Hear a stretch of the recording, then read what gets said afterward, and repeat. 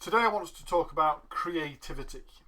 You see, I'm frequently asked, we put out a lot of content across social media, be it video or audio or blogs or vlogs or posts. We write a number of articles for our own website and we post that elsewhere also. And I'm often questioned by clients and by prospective clients alike to say, how do you get all the ideas? How do you go about being able to formulate what you're going to talk about? So today I want to share some thoughts and ideas with regards to how we create content and how it might help you to be able to come up with some bright ideas also, and the importance of being able to do so. So first of all, why is it important? Well, we're in a 24/7 bubble now of connectivity. There's never been a more demanding time on people's ears and eyes and senses, being bombarded with thoughts, ideas and suggestions from all over the place now through the internet.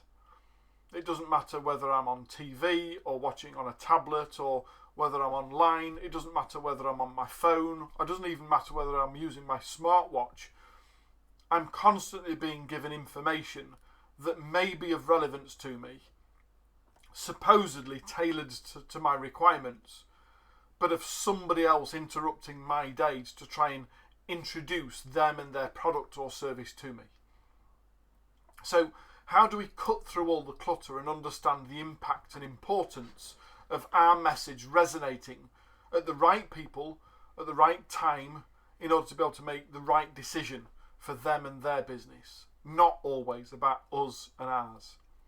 So first of all, we need to accept the fact that we've got to be able to build a know, like and trust relationship with someone sufficient that they have the confidence and competence to be able to make a decision as to whether I like you, I trust you, and I'm willing to be able to make a financial exchange with you.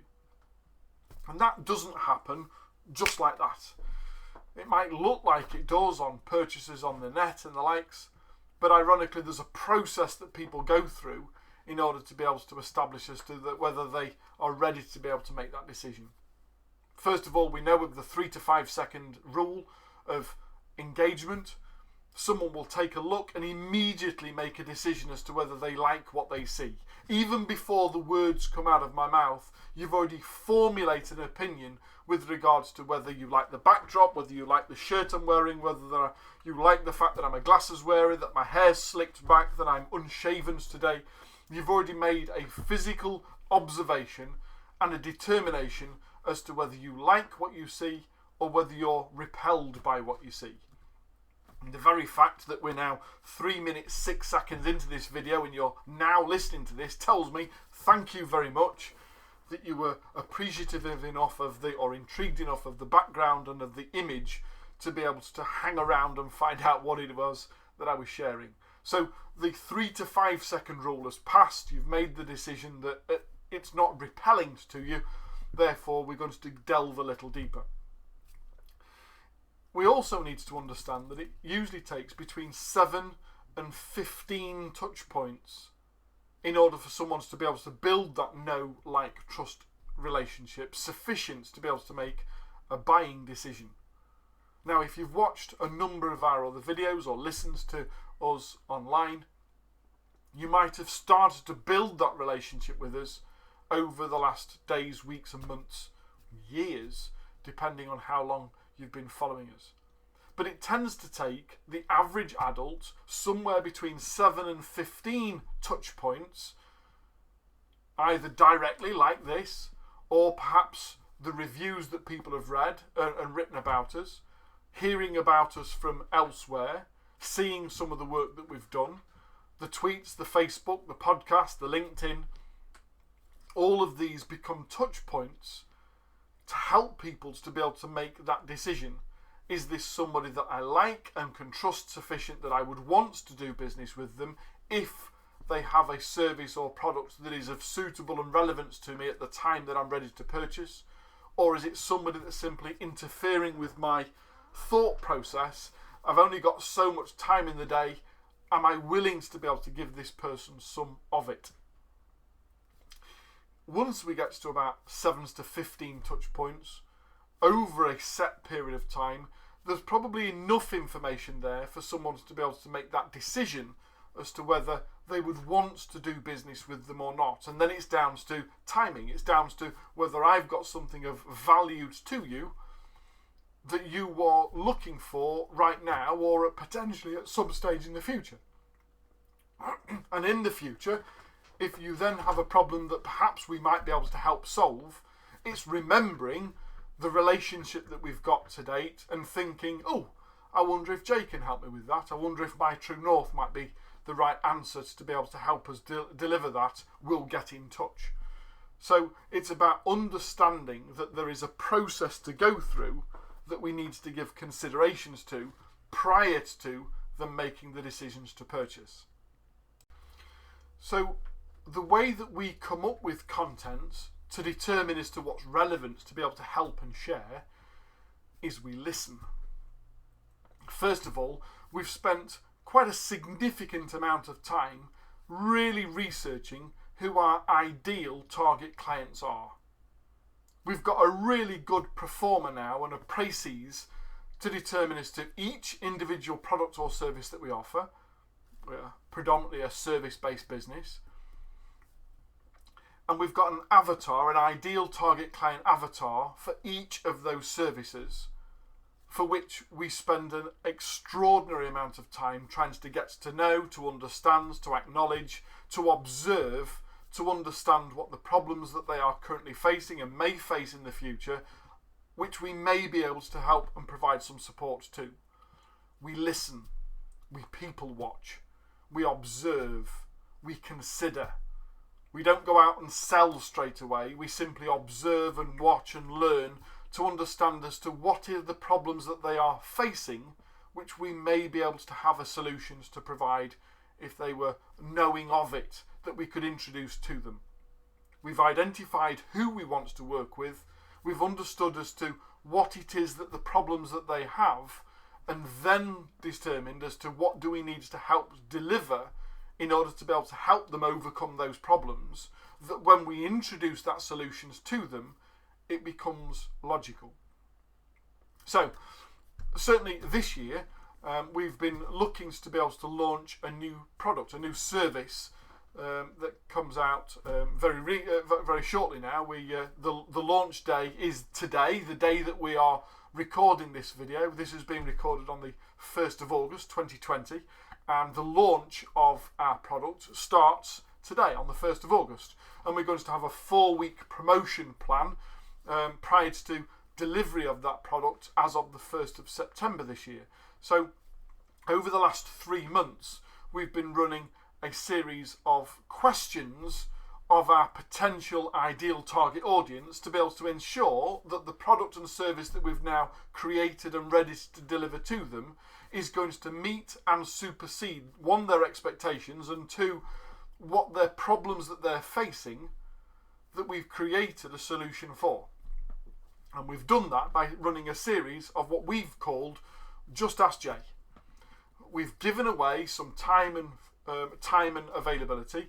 We've made it available to as many people as possible, and then specifically targeted the people that we think would be benefiting from this, and invited them to be able to come on board for free and say, what's the problem that you're suffering right now? We've asked questions of people with whom, one, we either think this product is relevant to, or if we're not wanting to look to sell it directly to them, simply they are a representative of the people with which we think this is best suited to. We've looked at the demographic, we've looked at the psychographic, we've looked at the heuristics of the clientele that we think this is most targeted and best suited to, and then invited almost a study group, a beta test, to be able to ensure that what we are looking to provide is going to meet and supersede the needs and expectations of that client group. And for the last 2 months, we've been running this series of beta tests called Just Ask Jay, where we've been posing the questions to that beta test group to establish, have we got this right? What are the problems that you're currently facing? And by understanding more about those, have we covered off all of those within the support package and program that we're looking to launch? the SAS Pathfinder program. SAS, significant and sustainable for business growth and development. So we've done a serious amount of research into knowing who our ideal target client is for this particular product or service. We've then tested that on a beta test to ensure that what we think is right is actually right, and we know that we're going to meet and supersede all of their expectations with regards to what we are going to deliver to them and their representatives. If they are a beta test group, they are representative of a larger community to which we are now making this available, and we're going to run a short promotional period in order to be able to attract people like that by knowing the ideal target client that we're working with and being able to make sure that our ads are targeted towards people within the same demographic, geographic and psychographic. I hope that makes a lot of sense, because there's a lot to take in there, but it's hugely important to understand that rather than just simply running an ad and doing a PPC campaign on either Facebook or Google or elsewhere on social media, to be able to have a real understanding of who the target audience is, what the current problems that they're facing, have you created a product or service that addresses those and perhaps beyond that, and then testing that with the market, with a beta test group, to understand, does this fit the model? Then we'll do some toes analysis to understand as to how this fits in the wider scheme of things, both against the other products and services that we have to offer and against some of the local, regional, national and international competitions, to find out as to who else offers in this space and how do we differentiate ourselves from those. Oh, that's a tough word to be able to say. I'll push my teeth in. How do we segment ourselves from everybody else in the industries to be able to make sure that we've niched sufficiently and that there is a suitable alternative to simply being a copycat of anything else that's out there. We've done some price analysis to establish as to whether this is the right method and the right level of investments to be able to ensure that we are delivering value as opposed to simply trying to create profit. And then we'll go to market.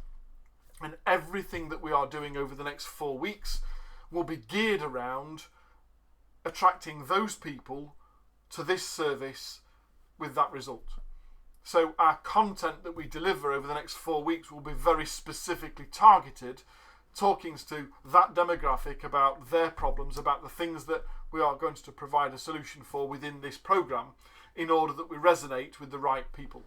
And then perhaps next month, once it's launched, and we'll do a launch program, and we'll talk about the impact of that, and then we'll move into the next product or service that we've got, and we'll look at how to be able to grow and evolve that by doing exactly the same period, exactly the same process again and again and again. Now, there is something else that I want to quickly share with you, and this is a goldmine. I'm so grateful to Amanda from cougar.co.uk, who first taught me this in January last year, because she dropped it in almost at the end of a website course that she was running, teaching people the 19 things that you need to be able to have on your website, and almost as a throwaway at the end of the day she said, and there are these other resources that you might want to give considerations to. And seriously, the amount of help, support and guidance this one resource that she introduced us to was worthy of 3 or 4 times the cost of the course alone, regardless of the 6 or 7 hours of training we'd had on the 19 things we needed to learn about our website. And she said, have you come across a website called Answer the Public? AnswerThePublic.com. Never heard of it. And apparently, at that time I didn't know about it. I'm now a subscribing member of it.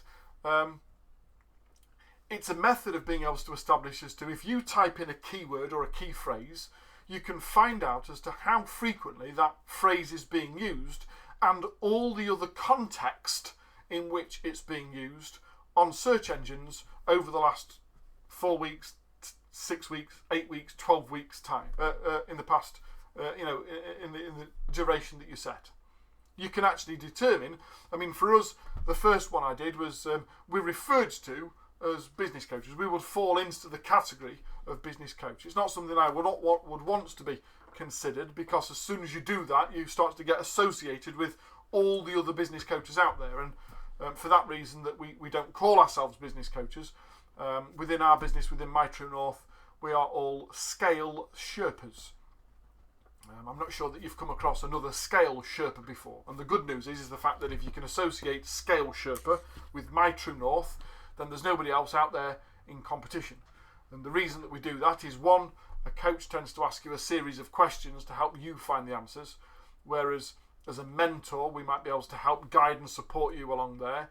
There's some training elements to it. There's some help and support elements to it. If you look at what a Sherpa does in helping you to achieve your goals and ambitions, they will lead the way, they will help and support you to achieve it, and at the moment where you are about to achieve it, they almost step to one side and allow you your moment of glory, staking your flag in the ground and saying, we've made it, whilst they quietly extract themselves to the backgrounds to simply go and meet somebody else and do the same thing again and again and again to help them achieve their goals also.